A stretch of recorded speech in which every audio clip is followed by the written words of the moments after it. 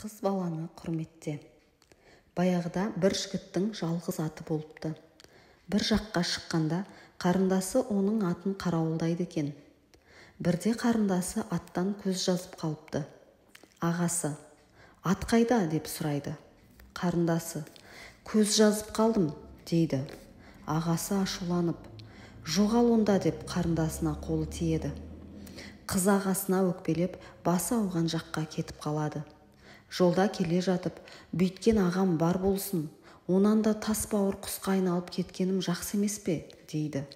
Содан тілегі қабыл болып, замат та құсқа айналып кеткен екен. Ертеңіне ағасы қарындасын іздеп шықса, бір жалғыз ағаштың түбінен қарындасының киімдерін көреді. Ағаштың бұтағында бір құс қонып отыр екен. Жақын барса, әлгі құс "Көк, көк" деп дыбыстайды екен.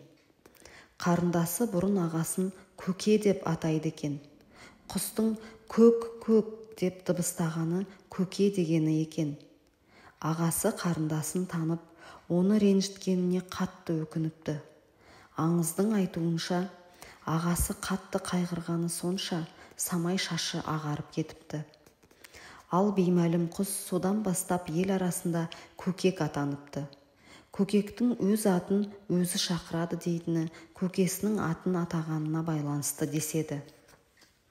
Осыдан бастап ел ішінде қыз баланы ренжітпеу керек, қарындасына қол көтеруге болмайды деген ырым-тыйым пайда болыпты.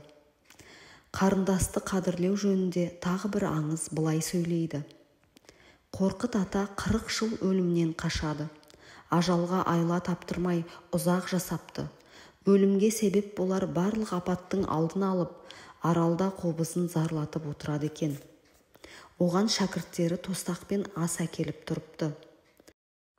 Бір күні қарақұрт тостаққа жабысып аралға өтіп кетеді. Қорқыт ауқаттанып отырғанда өрмекші башпайын шағып алады. Қорқыт қарақұрттың уынан ісініп, дірілдеп жан алқымға келеді. Соңғы демі үзілер шақта шәкірттеріне: "Мені кебіндеп жерлегенде, сол аяғымның башпайларын көмбей сыртқа шығарып тастаңдар" деп өсиет айтады. Шәкірттері: "Баба, неге олай дейсіз?" дейді. "Себебі бозбала шағымда сол аяғымның башпайы қарындасыма тиіп кетіп еді. Қарындасына қолы не аяғы тигендердің көрдегі азабы қатты болады. Осы қателіктің өкініші өзекті өртеп кетті. Көмілмеген аяғым кейінгі ұрпаққа өнеге болсын. Қыз баланы ұрып соқпаңдар, Құдайдың қаһарына ұшырайсыңдар" депті жарықтық. Қорқыттың оқиғасы қыз баланы құрметтеп, оған қол көтеруге тыйым салған дәстүрге себеп болған екен.